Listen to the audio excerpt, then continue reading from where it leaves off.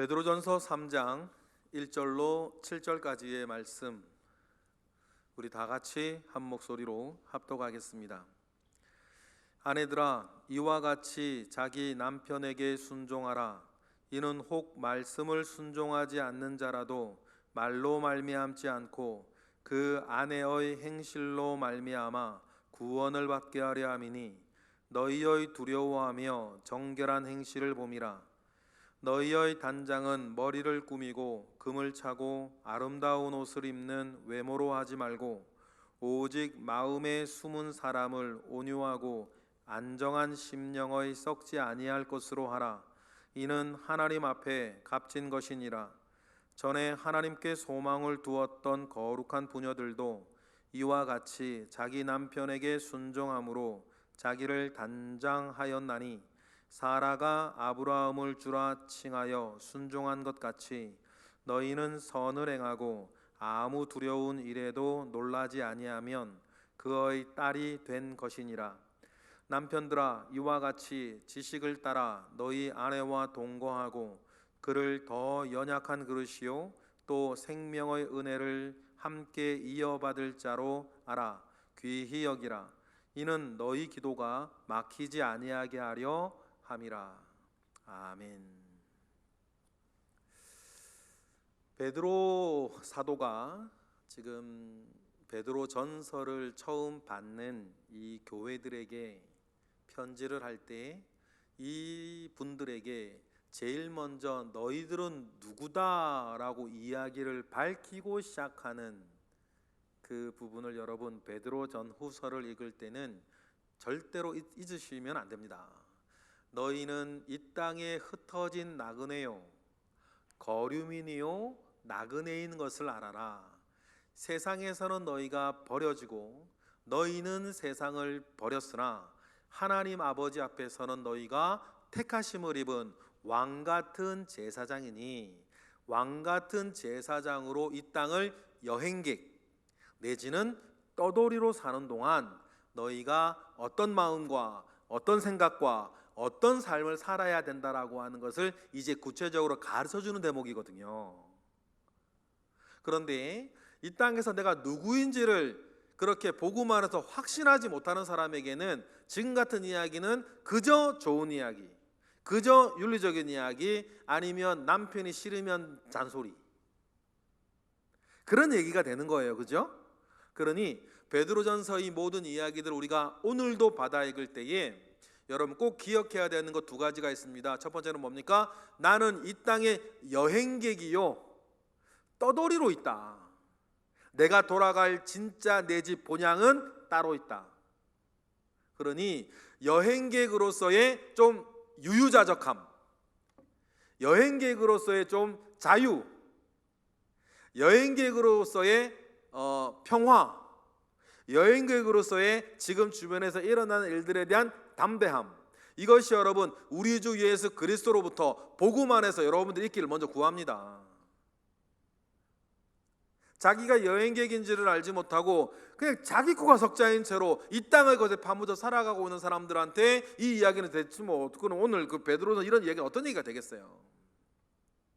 그런데 베드로가 정말 강조하는 것, 우리 주 예수님이 그러하셨던 것과 같이 세상에서는 버려진 돌, 그래서 그 뒤에 모든 이야기들도 거치는 돌, 넘어지게 하는 돌처럼 어떤 이들에게 갈지 모르나 하나님께서는 그를 들어 머릿돌에 모퉁이 돌이 되게 하셨고 그 위에 지어져가는 하나님의 나라와 하나님의 교회가 있으며 그 가운데에 우리 예수님은 우리의 유일한 멜기세덱의 반차를 쫓는 대제사장으로 우리에게 계시니, 히브리서의 말씀이죠. 그러니 우리는 우리의 대제사장이신 예수 그리스도의 뒤를 따라 하나님께서 택하심을 입은 왕같은 제사장으로 우리는 이 땅 가운데 사는 거다. 아유 뭐 그런 얘기는 뭐 지금 사는 데는 잘 못 느끼겠는데요. 왕같은 제사장으로 살면 뭐예요? 지금 살기 괴로워 죽겠는데 라고 하는 그런 분들이 계시면 이 편지를 듣고 그렇게 읽고 그렇게 생각하는 사람이 초대교회도 있었겠죠. 그러니까 베드로도 강조하는 것이 뭡니까? 이 세상의 모든 것들을 보아라. 남아있는 게 뭐가 있냐? 다 꽃과 같이 시들고 풀과 같이 마르지만 오직 하나님의 이러한 말씀 위에 서 있는 사람은 영영이 가는 것들을 보아라. 그러고 보면 사실 그렇죠. 우리들뿐 아니라 우리 주변의 사람들이나 이 세상의 모든 것들 남아있는 게 뭐가 있습니까? 다 꽃과 같이 시들고 풀과 같이 마르는 것들밖에 없다. 그러니 우리는 영혼을 바라보는 사람으로 영혼을 바라보고 내 돌아갈 영원한 나라가 있는 사람으로서 이 세상을 여러분 어떻게 여행객 같은 마음으로 즐기며 사십시오. 의를 향하며 사는 것이죠. 우리에게 자유가 있으나 어차피 여행객이니까 이 세상의 모든 것들에 매여서 억눌려 살 필요 없는 자유가 있으나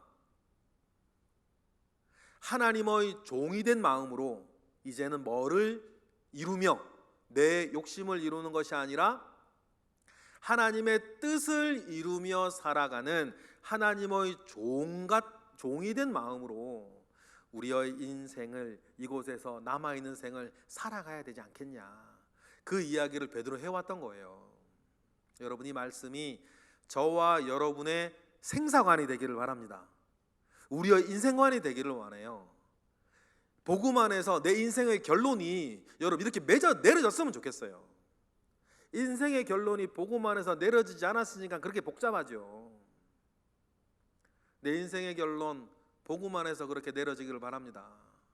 그렇게 결론을 내려놓고 어떻게 그러면 살아야 되냐? 국가 조직과 정부에 대해서는 요렇게 해라. 뭐 좀 나중에 또 살펴보겠지만, 그리고 그러면 또 우리가 그렇게 우리 여행객처럼 산다고 하여서 육을 입고 살고 있고 인생을 살아가는 우리가 직장생활 안 할 수 있냐? 돈 안 벌 수 있냐? 안 먹고 살 수 있냐? 그러니까 직장생활 할 때에도 요렇게 해라. 정부에 대해서 국가에 대해서는 요렇게 하고 직장생활에 대해서는 요렇게 하고 오늘 본문 또 뭐예요? 가정생활은 요렇게 하고 흐름은 그렇게 지금 가고 있는 것이에요. 그리고는 여러분 오늘 본문에도 가정생활에 대한 이야기를 하면서 아내들아 남편들아 얘기를 하는데 여러분 아내들아 남편들아 이야기보다 더 중요하게 여러분이 좀 헤아리셔야 되는 게 뭐냐면 아내들아 남편들아보다 더 중요한 건 뭐냐면 1절에 아내들아는 뭘 염두에 두고 읽으셔야 되냐면 배우자가 예수 믿지 않는 사람, 그죠? 초대교회 지금도 그렇지만 초대교회도 남자보다는 여자들이 복음화율이 높아요.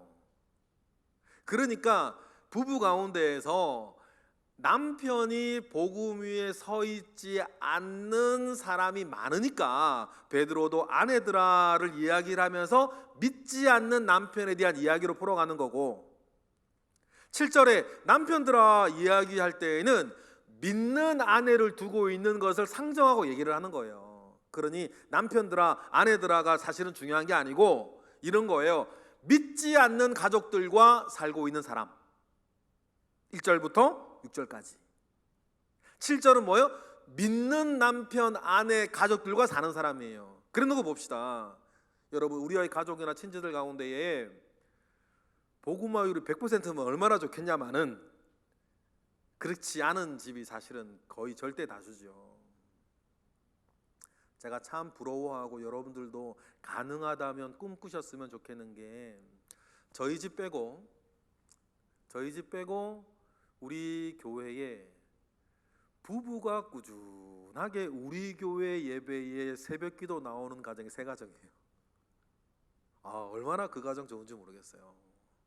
그렇다고 해서 뭐 다른 어떻게 하실 수 있겠죠. 다른 영상을 통해 할 수도 있는데 뭐 주일날 오전 예배에 같이 나오는 부부도 물론 있겠지만 부부가 함께 새벽 기도를 꾸준하게 우리 교회에 나와서 사는 부부가 3가정이 있거든요. 얼마나 여러분 복된지 몰라요. 얼마나 복된지 몰라요. 상상을 해보세요. 부부가 아침에 일어나서요, 함께 새벽 기도를 쩌벅쩌벅 차 타고든 걸어서든 나오죠. 함께 매일매일 말씀 들어요. 그리고 같이 기도하다가 또 대구로 같이 가시죠. 맨날 뭐 그날 왔다 갔다 하면서 그날 목사님이 하셨던 설교 말씀 뭐 나누고 하진 않겠지. 그런 시간에 맨날 있진 않겠죠.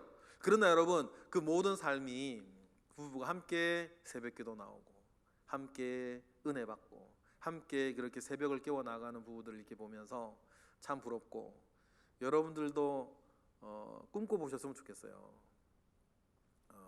아니면 아직 우리 교회 그런 분은 없는데 꾸준하게 자녀들과 함께 나온다든지. 그러면 여러분 얼마나 좋겠습니까?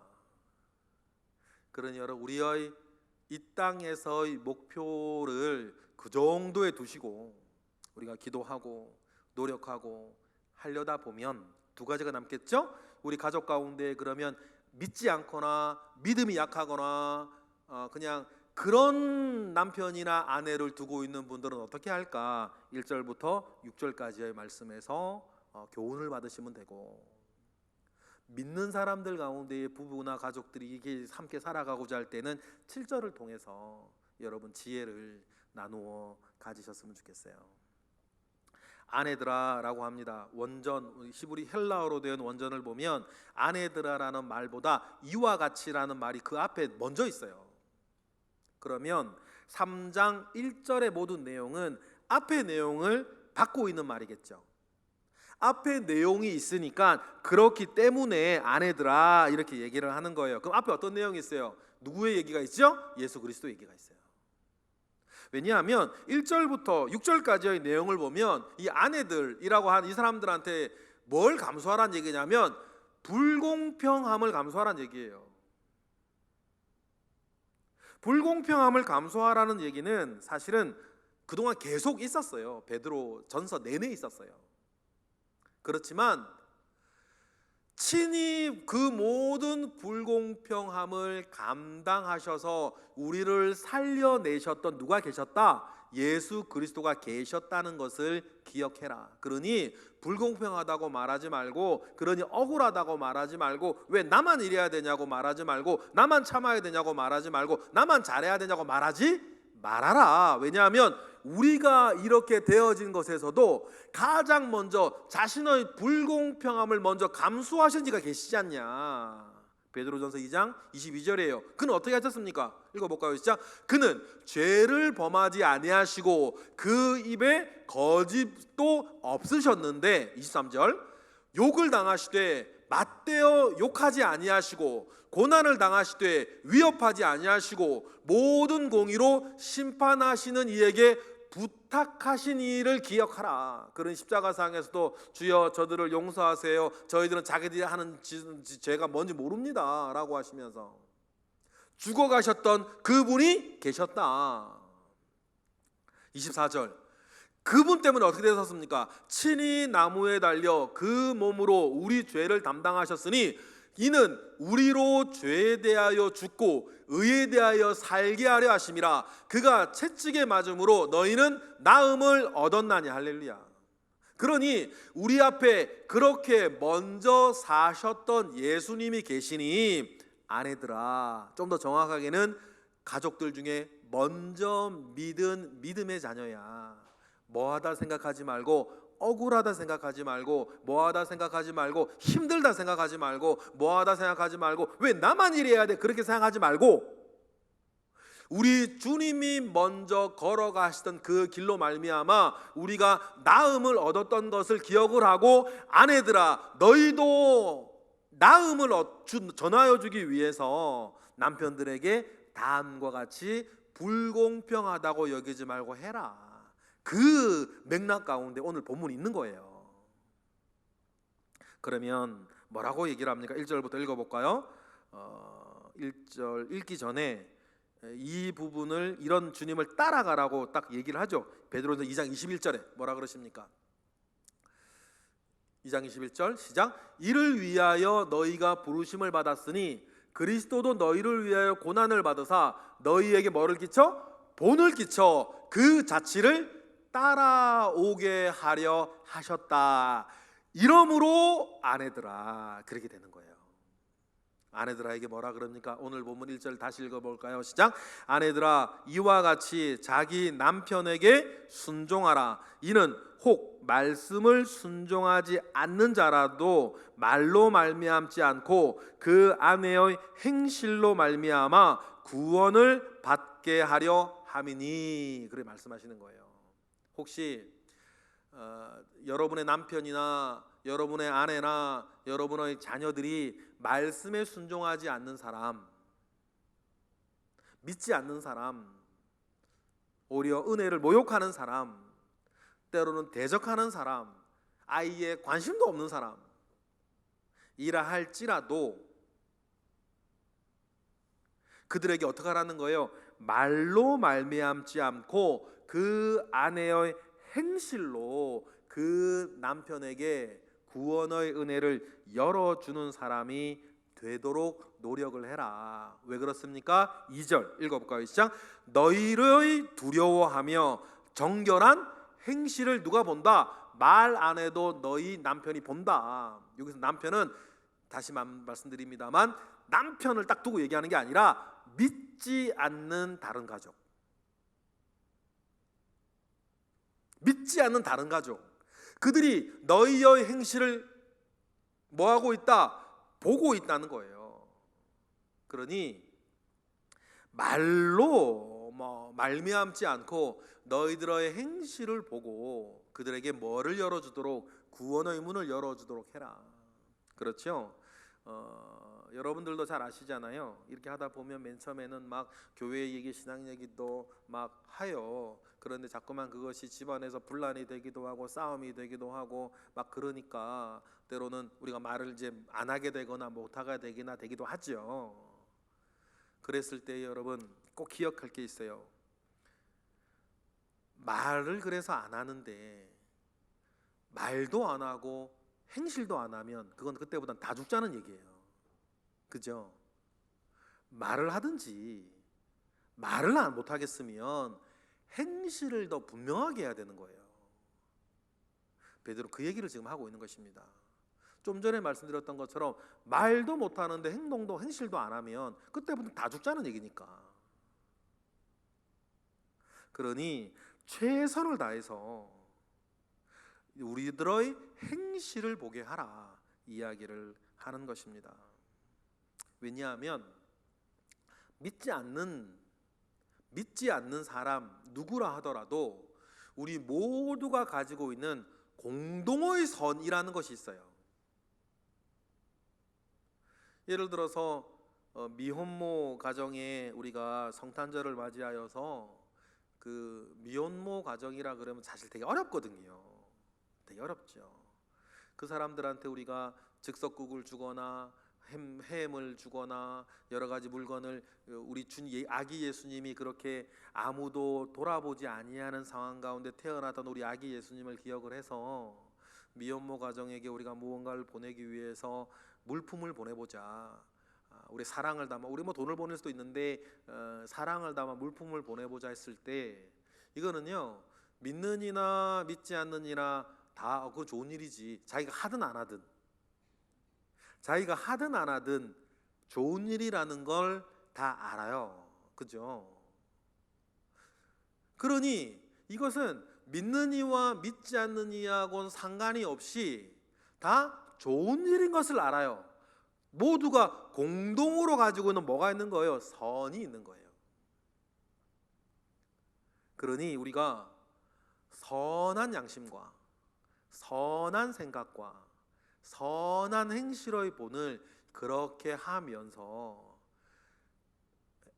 즉석국 하나 가는 게 중요한 게 아니라 즉석국을 모으고 보내는 이 마음 가운데에 이 땅 가운데에서 아무도 돌아보지 아니하여서 머리 뉘일조차 없어서 마국간에서 태어나야 하셨던 그 주님, 그리고 주님은 당시에 나사렛 사람들에게는 오해를 받고 있었잖아요. 미혼모, 그죠? 주님은 결혼하지 아니한 상태에서 태어난 미혼모의 마음이 있었기 때문에 신사였던 요셉은 천사의 말을 듣고는 마리아를 나사렛, 모든 걸 알고 있는 나사렛 사람들한테 빼내가지고 아마 이민 가려고 했을런지도 몰라요. 베들레헴 원래 고향으로 정착해서, 근데 아무도 모르니까 우리가 결혼을 했는지 언제 했는지 이 아이가 뭐 어떻게 태어나는 건지 베들레헴 사람들은 모르는 거 아니에요. 그러니까 요셉은 마리아를 나사렛에서 아무도 상황을 알지 못하는 베들레헴에 가서 살려고 했던 거죠. 고향으로 호적하라고 알 겸. 그런데 이 헤롯 대왕이 가만 내버려 두지 않으니까 겁이 나서 애굽으로 도망가고, 그리고 왔는데 와서 보니까 이제는 나사렛으로 돌아가도 상관이 없어요. 이미 애는 태어났고 언제 태어난지 알 게 뭐야. 그러니까 이제 요셉이 이제 헤롯 대왕이 죽었다는 이야기를 들은 후에 베들레헴으로 가지 않고 어디로 가요? 나사렛으로 가는 거예요. 그래서 뭐가 돼요? 나사렛 예수가 되는 거예요. 여러분, 우리 주님의, 우리가 성달도 눈앞에 되고 있지만 우리 주님의 탄생, 출생의 비밀은 그런 모양새가 이렇게 옆에 있었다는 거죠. 그러면 여러분 얼마나 좋아요. 그런 주님 생각해서 지금도 우리가 잘잘못을 먼저 따지기 전에 미혼모의 자녀에게서 태어난 아이들을 누구 생각해서? 주님 생각해서 그들에게 눈길을 주고 사랑을 주고 격려를 하고 하는 것, 그것이 믿는 이나 믿지 않는 에게나 다 공동의 선 가운데에서는 자기들은 하지 못하는 일이라 할지라도 하고 있으면, 그리고 우리가 해물 준비하고 즉석국을 준비할 때 믿지 않는 가족들 가운데에서 말하기 좋잖아요. 금방 제가 드렸던 이야기, 우리 주님이 그렇게 태어났던 걸 생각을 하고 이 땅 가운데에서도 그렇게 태어나는 아이들에게 우리 주님의 동병상련의 마음과 사랑을 이렇게 전하고자 하는 마음 가운데에서 이렇게 하는 거죠. 그러면 그것들을 누가 보는 거예요? 2절 말씀처럼 정결한 행실들을 보는 거예요. 그리고는 3절에 좀 그들과 똑같은 관심사에 취해 살지 않아야 되지 않겠냐. 그러려면, 그러니까는 꿈이더라도 뭐를, 이건 여자들에게 하는 말일 수도 있겠죠. 꿈이더라도 3절 읽어볼까요? 시작. 너희의 단장은 머리를 꾸미고 금을 차고 아름다운 옷을 입는 외모로 하지 말고 그래요. 왜냐하면 똑같은 관심사, 똑같은 욕심, 똑같은 것 탐하고 똑같은 것 때문에 걱정하고 똑같은 것 때문에 염려하고 똑같은 것 때문에 욕심내고, 그러면 우리의 다름, 왕같은 제사장으로 이 땅을 여행객으로 산다 그러는데, 여행객으로만입니다. 이 땅을 온 사람이 자기 살 집보러 다니고 집값이, 땅값이 너무 비싸다고 말이죠, 막 욕하고 여행객으로 온 사람이, 그럼 이상하잖아요. 우리나라 여행 온 사람이 우리나라 국민들하고 똑같은 것 걱정하고 똑같은 것 염려하고 똑같은 것 불평하고 똑같은 것 원망하고 똑같은 것 욕심내고 똑같은 것, 여러분, 바라고 살면 그 사람은 여행객으로 온 게 아니지 이민 온 거지, 이민 온 거. 근데 여러분 보십시다. 우리가 하나님의 나라 이 땅 가운데 이민 왔습니까? 베드로는 그렇게 말하지 않죠. 이 땅의 거류민과 나그네요, 여행객 내지는 떠돌이. 우리의 그 심정은 그런데 마치 이 세상에서 정주하고 사는 사람들과 똑같은 것을 탐하고 똑같은 것을 원하고 똑같은 것 때문에 불안하고 모든 관심은 거기에 맞춰져 있으면, 대상을 지금 여자라고 하기 때문에 치장하는 거에 대해서 얘기를 하는 거예요. 차라리 정결한 행실을 보니 정결한 행실을 낳는 정결한 성품을 만드는 게 더 좋다. 제가 늘 말씀드리죠. 여러분, 우리의 성품이 왜 중요합니까? 성품 따라 살기 때문이에요. 우리의 본성이라는 것이 있어요. 그래서 계속 말씀드리죠. 새는 하늘만 보면 날고 싶고, 물고기는 물만 보면 헤엄치고 싶고, 들짐승은 들만 보면 뛰어다니고 싶은 거 아니에요. 왜 그래? 자기 성품과 본성이 그런 거니까. 그러니까 여러분, 우리가 정결한 행실을 본다, 불신자 가족이. 그래, 우리가 정결한 행실을 할 때 내가 정결한 행실을 하고 싶은 사람이 돼야 되는 거 아니에요. 정결한 행실만, 기회만 보면 내가 하고 싶은 사람이 돼야지. 그러면 어떻게 되겠어요? 우리의 속사람의 성품이 정결한 행실에 반응하는 사람이 돼야 되는 것 아니겠어요? 물고기는 물만 보면 뛰어들어가서 헤엄치고 싶은 것처럼 우리의 성품이 정결한 성품이 먼저 되어야 정결한 행실에 반응을 하는 거니까. 그런데 그의 관사는 겉사람을 치장하는 거에만 이렇게 꽉 차 있으면 정결한 행실을 할 때에 할 기회가 와도 그 관사는 그게 아니라 반응도 못하고 돈도 없지. 행실은 다 썼으니까. 무슨 말씀인지 아시겠죠? 그래서 외모로 하지 말고 4절처럼 해라. 4절 읽어볼까요? 시작. 오직 마음에 숨은 사람을 온유하고 안정한 심령에 썩지 아니할 것으로 하라. 이는 하나님 앞에서 값진 것이니라. 그러니까 우리의 속사람, 우리의 성품을 만들어 나가는데 두 개, 온유하고 안정한 심령. 온유하고 안정한 심령, 우리의 성품과 속사람을. 온유하다, 안정한 심령이란 말이요, 사실은 그 여행객, 거류민, 나그네, 떠돌이, 이 세상을 사는 나그네에겐 정말 적합한 말이에요.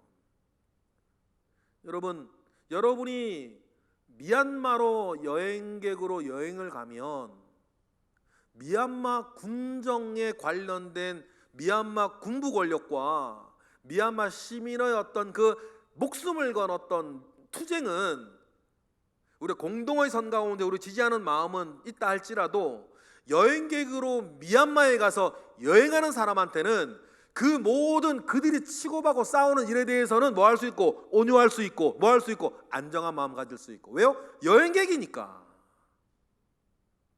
그런데 베드로는 말하는 거예요. 우리가 이 땅 가운데의 그 여행객이요, 우리가 이 땅 가운데의 그 나그네니 이 세상의 여러 일들 가운데 첫 번째 뭐 할 수 있고 온유할 수 있고 두 번째 안정한 마음을 가질 수 있는 우리 존재가 그런 존재 아니냐. 그러니 이 세상의 여러 일들 가운데 취해 살지 말고 그 대표로 가지고 온 게 뭐예요? 외모를 치장하는 거예요. 여자들을 대상으로 지금 얘기를 하니까. 그러니까 그런 일들 가운데 너무 신경 쓰지 말고 우리의 속사람을 하나님의 선한 일들을 하는 데에 즐겨하고 좋아하고 반응할 만한 사람으로 우리를 만들어 가야 되지 않겠냐라고 이야기를 합니다. 왜 그렇습니까? 우리가 하나님께 소망을 두었던 많은 부녀들을 알고 있지 않냐, 이야기를 우리 하기 때문이에요. 5절 읽어볼까요? 시작. 전에 하나님께 소망을 두었던 거룩한 부녀들도 이와 같이 자기 남편에게 순종함으로 자기를 단장하였었다. 그래서 그들이 얻은 열매들이 있었다. 사라를 얘기를 해요. 제가 베드로라면 이때 사라 얘기는 안 할 것 같아요. 왜냐하면 사라보다 아브라함 믿음이 더 컸으니까. 오히려 다른 사람 여인을 했으면 더 좋았을 뻔했다, 그런 생각도 해요. 제가 넌뜻 지금 이름 기억나지 않는데 이제 다윗이 농장을 지켜주는데 그 어리석은 그 포도밭 주인이 막 다윗을 매몰차게 했을 때 믿음 가운데에 그 다윗을 설득하고 나중에 다윗의 아내가 되었던 그런 여자라든지 그런 여자들이 있으니까. 여러분, 그러니까 이런 마음 가운데 살아라. 그런데 여러분, 이런 마음 가운데 살려면 이 편지를 읽는 사람들이나 이렇게 살겠다라고 마음먹은 여러분들이 첫 번째로 만나야 될 싸움이 있어요. 이 싸움 맨 처음 말씀드렸던 것처럼 불공평하다. 왜 나만 이렇게 참아야 돼? 나만 이렇게 해야 해? 그런 마음 가질 수 있거든요. 언제 변화돼? 이런 마음. 그런데 우리가 아까 맨 처음 말씀드렸던 것처럼 이와 같이 앞에 있는 그 받는 대상이었던 주님이 그런 삶을 사셔서 우리가 살아났으니 우리가 주님의 본을 지켜서 살아가면 그 대상이 되는 남편이든 믿지 않는 가족들에게 문이 열릴 거다. 그리고 베드로는 계속 얘기해요. 불공평하다는 느낌 가운데에 더 선한 것을 사로잡혀 우리가 포기하면 안 된다는 얘기를 해요. 그러니 정부에 대해서도 국가 조직에 대해서도 불공평하다고 자꾸만 얘기하지 말고 13절처럼 하라 그러잖아요. 14절 뭐라 그럽니까? 읽어볼까요? 베드로전서 2장 13절 시작. 인간의 모든 제도를 누구를 위해? 주를 위해 순종하되 혹은 위에 있는 왕이나, 이렇게 얘기를 해요. 그 뒤에는 왕이 보낸 총독 얘기도 나오죠. 그럼 가만히 보세요. 이때의 왕이나 이때의 총독들이 말입니다, 이스라엘 사람들 마음에 맞는 사람들이 아니에요. 이스라엘만 놓고 봅시다. 그때 왕이 누굽니까? 헤롯 안티바 같은 사람이었어요. 이스라엘 민족도 아니었고, 이스라엘 민족이 뽑은 사람도 아니었고, 로마 황제가 임명해 준 것 아닙니까? 에도민이었어요. 그럼 총독은요? 예수님 시대 때의 본디오 빌라도는요? 그 이후에 본디오 빌라도는 그래도 여러분 인간적으로 보면 착한 사람이었고, 그 뒤에 총독들은 보면 말이죠, 어떻게 예루살렘이 망할 때는 예루살렘의 그 로마에서 보낸 총독들이 어떻게 했었냐면 깡패들을 대동을 해요. 그때 깡패는 지금 깡패들하고 또 수준이 달라요. 그래서 돈 많은 사람들을 막 위해를 가해요. 그러면 이 예루살렘에 사는 귀족들이 누구한테 도움을 청하겠어요? 총독에게 도와달라 그러겠죠. 그럼 총독은 그냥 도와줍니까? 돈을 받아요. 그리고는 깡패들한테 하지 말라 그래요. 이렇게 해서 수입을 잡는 총독들이었어요. 제일 극심했을 때가 예루살렘 멸망할 때 그 총독들은요, 이것을 아예 그냥 대놓고 얼마 돈 필요하면 예루살렘에 누가 제일 부자인가 보고, 한갑석 집사네가 제일 권사네가 제일 부자네, 그러면 이때는 이게 완전히 그냥 딱 정형화돼 있어가지고 그냥 돈을 내놓으라 그러는 거예요. 10만 원, 100만 원, 얼마로 1억이라도 내놔라 그러는 거예요. 그러면 이 예루살렘 귀족인 한가석 권사는 알아요. 내가 이거 거절하면 그 깡패들이 와가지고 우리 집 죽이고 하고, 근데 그거 망하지 않으려면 총독한테 다시 군사를 좀 부탁을 해야 되고, 그러면 값이 10배가 뛴다는 걸 알아요. 근데 지나가다가 총독이 어이 한 귀족 나한테 한 1억만 주지 하면 줘야 되는 거예요.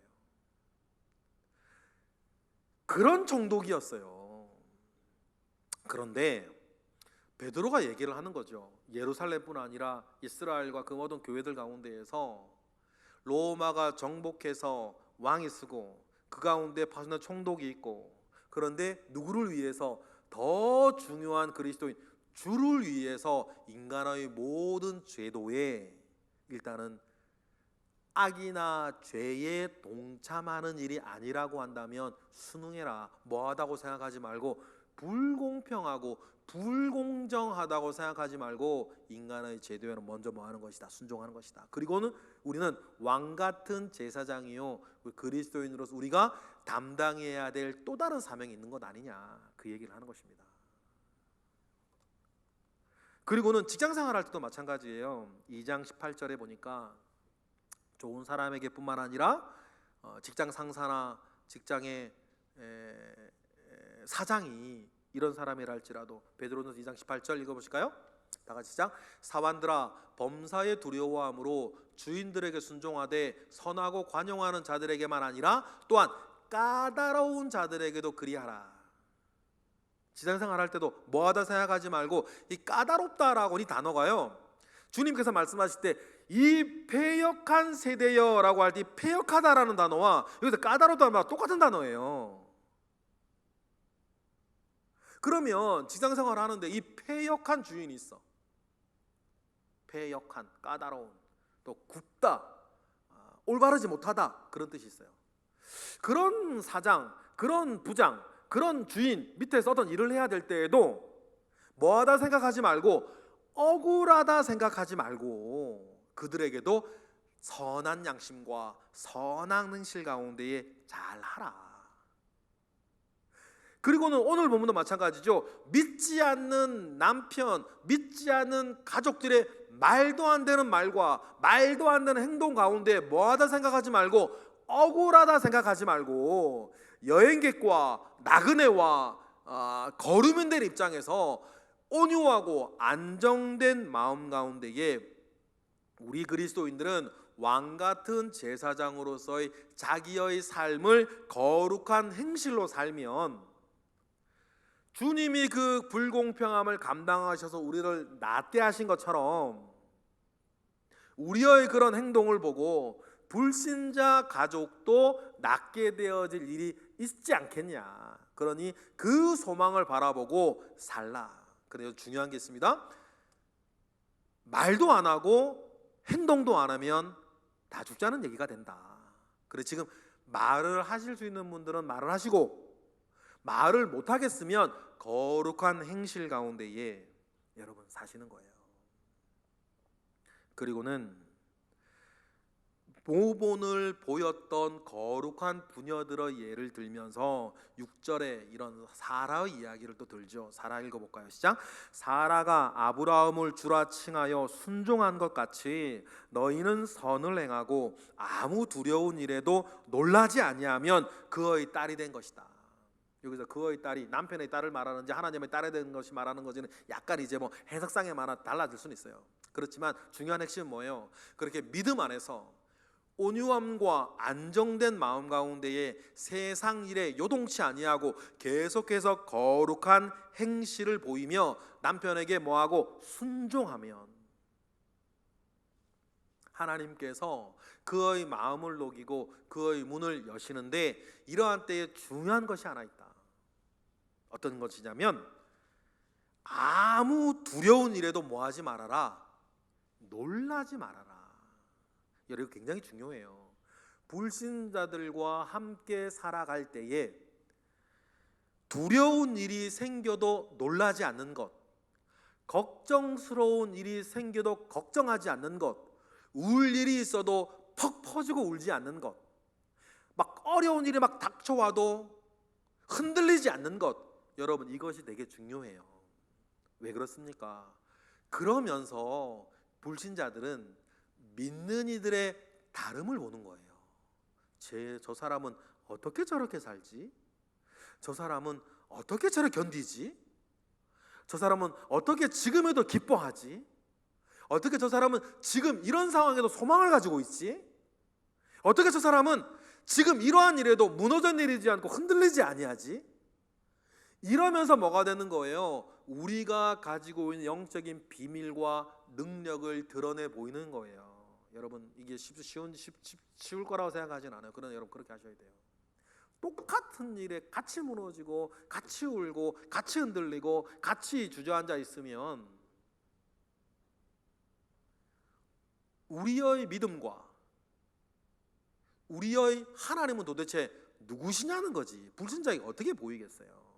그러니 여러분 맨 첫 마디가 되게 중요해요. 베드로전서에서는 나그네요 거류민, 나그네요 거류민이기 때문에 이 세상 일에 일희일비하지 않고 온유하고 안정된 마음 가운데에 일어나는 모든 일들을 받아들여야 되는데 내가 잘나고 내가 능해서 이런 일이 일어나는 게 아닙니다. 어떤 일이 있으나 어떤 일이 없으나 나의 힘이 되신 여호와 하나님 우리가 뭐하기에 믿기에 두려워하지 않는 거잖아요. 그래서 여러분 믿음이 중요해요. 이사야가 그래서 41장 10절 모든 그리스도인들에게 말을 합니다. 읽어볼까요? 시작. 두려워하지 말라 내가 너와 함께함이라. 놀라지 말라 나는 내 하나님이 됨이라. 내가 너를 굳세게 하리라. 참으로 너를 도와주리라. 참으로 나의 의로운 오른손으로 너를 붙들리라. 할렐루야. 믿으시면 아멘 하시기 바랍니다. 이런 하나님이 계시니까 두려운 일에도 뭐하지 않고 놀라지 아니하고 믿는 이는 이렇게 다르다는 것을 보여줄 수 있는, 내가 잘난 게 아니지 않습니까? 저나 여러분들이나 우리가 잘난 게 아니에요. 우리 너무나 잘 알고 있습니다. 내가 얼마나 약한 자인지. 그렇지만 나는 이렇게 약한 자지만 나에게 이사야서에서와 같이 말씀하시는 그 하나님을 내가 알기에 여러분 넉넉하게 그렇게 하나님 붙잡고 놀라지 아니하고 두려워하지 아니하였던 사람들은 맨 마지막 이 땅에서는 뭐예요? 우리가 죽음의 어떤 마지막 고비를 넘어갈 때에도 내가 주님을 알고 하나님을 아는 사람으로서 이렇게 그 모습을 보면서 믿지 않는 사람들이 여러분을 통해 느끼는 거죠. 사는 거나 죽는 모든 것들을 통해서 야, 하나님 믿는 사람 역시 다르네. 우리 주님 믿는 사람 다르네. 살 때도 다르고 죽을 때도 다르네. 야, 그러면서 나도 저렇게 달라질 수 있을까? 나는 이렇게 힘들어 죽겠는데, 나는 이렇게 불안한데, 난 이렇게 어려운데, 나도 믿음 가지면 저 사람처럼 담대해질 수 있을까? 평화로울 수 있을까? 안정될 수 있을까? 온유할 수 있을까? 뭐를 가지게 하는 것? 꿈을 가지게 하는 것. 여러분 그런 분들 되시기를 바랍니다. 큰 숙제죠. 큰 숙제네 이거. 근데요, 저도 뭐 이렇게 자신 있게 말할 만한 사람은 못 되지만 제가 믿는 것 하나 있습니다. 내가 하겠다는 게 아니고 주님을 향한 나의 믿음이 나를 그렇게 만들어 갈 거다. 여러분 그 확신이 제게 있는 것처럼 여러분에게도 그 확신이 있기를 바랍니다. 아내들아라고 말을 했지만 믿지 않는 가족들과 사는 사람을 위해 산 말이 1절부터 6절이라고 한다면 7절은 좀 결이 달라요. 그때도 성비가 달랐기 때문이겠죠. 믿는 이와 믿지 않는 이의 성비가. 7절의 말씀은 꼭 남편들에게 간다는 얘기보다 온 가족이 함께 예수 믿는 가족일 때, 부부가 다 예수 믿고 할 때, 목표치를 여러분에게 드렸어요. 부부가 새벽기도 같이 할 수 있는 가정이 되는 것 정도 되면 되지. 온 가족이, 부부가 예수 믿는 가족 부부고 가족이 예수 믿는 분 가족들이었을 때는 7절처럼 해라 라는 거 아니겠어요? 읽어보겠습니다. 시작. 남편들아 이와 같이 지식을 따라 너희 아내와 동거하고 그를 더 연약한 그릇이요 또 생명의 은혜를 함께 이어받을 자로 알아 귀히 여기라. 이는 너희 기도가 막히지 아니하게 하려 함이라. 이 말씀 한 단어 하나하나에 정말 할 얘기가 많아요. 간단하게 먼저 연약한 그릇, 동거하는 사람이래요. 동거하는 사람이라고 하면 함께 집안 일을 꾸려가는 사람이라는 뜻이에요. 믿음 안에서 선한 목적 가지고 이 집안을 우리가 꾸려나가는 그 선한 목적을 가지고 있다.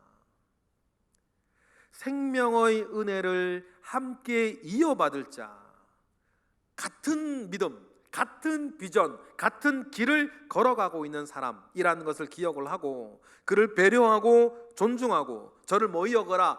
귀히 여겨라. 아이고 믿지 않는 남편하고 살아봐라. 어떻게 될 뻔했냐? 믿지 않는 아내하고 하면 네가 살아봐라. 어떻게 될 뻔했냐? 그런데 너무나 귀하고 감사한 건 같이 안 해. 같이 해. 그러니 뭐라고 여기 귀히 여기고 그리고 너희들을 사이사이에 뭐가 막히지 않도록 남편에게만 말하는 것이 아니죠. 그러니까 너희라 그랬지. 아내나 남편이나 뭐가 막히지 아니하도록 기도가 막히지 아니하도록 서로가 서로에게 잘하고 같은 믿음을 가지고 있으니 하나님께서 이르게 우리에 이런 축복과 은혜를 주신 것으로 같은 비전을 꿈꿔야 되지 않겠냐. 누구처럼? 브리스길라와 아굴라처럼. 사도행전에 나오잖아요. 그들이 지금 브리스길라와 아굴라가요 엄청 큰 일을 당한 거예요. 하도 로마 시내에서 그리스인들하고 유대인들이 싸우니까 근데 헬라인과 유대인들의 싸움은요 엄청났거든요. 지금 전라도 경상도 이 정도가 아니었어요. 마치 6.25 전쟁 끝나고 난 직후에 북한과 남한처럼 싸웠거든요.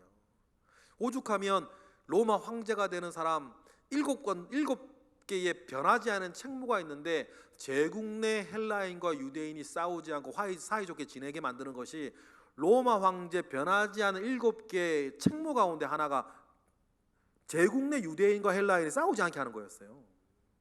그러니 여러분 얼마나 유대인과 헬라인이 사이가 안 좋았겠어요. 오죽했으면 요한복음 보니까 헬라인이 예수님 만나러 왔다는 얘기를 듣고 주님이 뭐라 그러세요? 인자가 죽을 때가 됐다 그러거든요. 그런데 브리스길라와 아굴라 때에는 로비가 막 황제의 로비가 얼마나 들어가겠어요. 유대인도 로비하고 헬라인도 로비하는데 헬라인이 이겼네. 그래서 로마에서 유대인들을 로마시에서 유대인들 다 쫓아내버렸어요. 그러면 그때 쫓겨난 브리스길라와 아굴라 봅시다. 우리 집 거기 있고 내 친구들 거기 있고 내 직장도 거기 있고 일도 다 거기 있는데 쫓겨나가지고 지금 고린도에 와 있는 거 아니에요. 에베소에 와 있는 거죠. 그런 이 사람들이 얼마나 큰 일을 당했어요. 그런데 이 브리스길라와 아굴라는 믿음 안에 함께 믿음을 가지고 있는 사람이라 흔들리질 않네. 그리고는 함께 믿음을 가지고 있는 사람으로서 자기들의 비전을 계속 이루어요. 그때 사도행전 18절에 얻어 걸려서 이 브리스길라와 아굴라의 제자 훈련을 받은 사람이 누구예요? 초대교회에서 제일 설교 잘하는 아볼로였어요. 초대교회 때 제일 설교를 잘하는 사람은 바울이 아니었습니다. 아볼로였어요. 근데 아볼로가 어떻게 은혜를 받습니까? 우리 사도행전 18장 24절 볼까요? 다 같이 시작. 알렉산드리아에서 난 아볼로라는 유대인이 에베소에 이르니 이 사람은 언변이 좋고 성경에 능통한 자였어요. 25절. 그가 일찍이 주의 도를 배워 열심으로 예수에 관한 것을 자세히 말하며 가르치나 뭐만 알아요? 요한의 세례만 알 따름이에요. 26절. 그 얘기를 딱 듣고는 그가 회당에서 담대히 말하기 시작하거늘 브리스길라와 아글라가 듣고 데려다가 하나님의 도를 더 정확하게 풀어 제자 훈련을 시켜요. 지금 브리스길라와 아굴라가 그럴 때가 아니에요. 쫓겨나가지고 자기들도 먹고 살 일은 막막한데.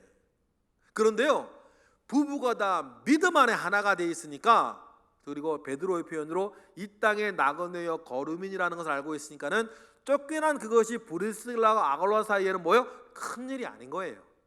여행객으로서의 온유함과 안정된 마음은 이런 걸 말하는 거예요. 그리고는 부부가 함께 마음을 함께 믿음을 함께 하고 있으니 비전을 계속 비전을 향해 사는 거예요. 그러니까 아볼로를 제자 훈련시키는 거예요. 그리고 이제 아볼로가 말입니다. 그렇게 잘하는 사람이었으니 마지막 28절에 뭐라 그럽니까? 그리고 예수의 도를 알고 나니까 다 같이 시작. 아볼로가 아가야로 건너가고자 하므로 형제들이 그를 격려하며 제자들에게 편지를 써 영접하라 하였더니 그가 가매 은혜로 말미암아 믿는 사람들에게 많은 유익을 주고 설교를 너무 잘했던 사람이었으니까 28절. 이는 성경으로서 예수를 그리스도라고 증언하는데 공중 앞에서 힘있게 유대인의 말을 이겨버리는 거예요. 바울이 이런 적이 별로 없어요. 바울은요, 싸우다가 자기가 쫓겨났지. 그런데 이 아볼로는 얼마나 말을 잘하고 성경에 정통하고 설교를 잘했던 사람이니 회당에서 유대인들을 막 이겨먹네. 그런데 이런 아볼로의 탄생에 누가 있었어요? 자기들도 그렇게 힘들고 어려운 지경에서 쫓겨나서 지금 먹고 살기가 막막한 사람들이었으나 이 땅에 나그네요 여행객이었던 것을 믿음 안에서 알고 있던 브리스길라와 아굴라는 그들이 당한 처지에 흔들리지 않고 두려워하지 아니하고 하나님께 우리를 이끌을 걸 확신하고 그 안에서 비전을 가지고 살면서 초대교회의 걸출한 설교자 아볼로를 태동시키는 거예요. 여러분, 그러니 하나님께서 부부 사이에 동일한 믿음을 주시고 가족 사이에 동일한 믿음을 주셨으면 여러분, 그 은혜와 축복으로 그 부부와 그 가족이 함께할 그 수많은 비전들이 있다. 이렇게 부부가 살고 말이에요, 이렇게 가족이 살면 얼마나 좋겠어. 그죠? 그러니까 1절부터 6절이 중요하고 1절부터 6절이 다 되었을 때 7절을 이루어가는 사람으로 우리 부부와 우리 가족들이 되어지기를 꿈꾸는 그런 여러분 멋진 그리스도인, 멋진 부부, 멋진 가정 되시기를 축복합니다. 그렇게 살라고 우리에게 이런 말씀을 베드로를 통해서 하나님이 주신 것이니까요. 그러한 꿈을 꾸는 저와 여러분 되시기를 주님의 이름으로 축복합니다. 기도하겠습니다. 할렐루야. 하나님 감사합니다. 주님이 우리에게 주신 은혜가 큽니다. 우리가 바라보아야 할 것도 소망으로 주셨습니다. 이것을 우리의 마음에 품고 기도하되 우리가 크게 기도하게 하시고 응답받게 하시고 이러한 삶을 사는 우리 모든 가정 되게 하옵소서. 예수 그리스도 이름으로 기도드렸나이다.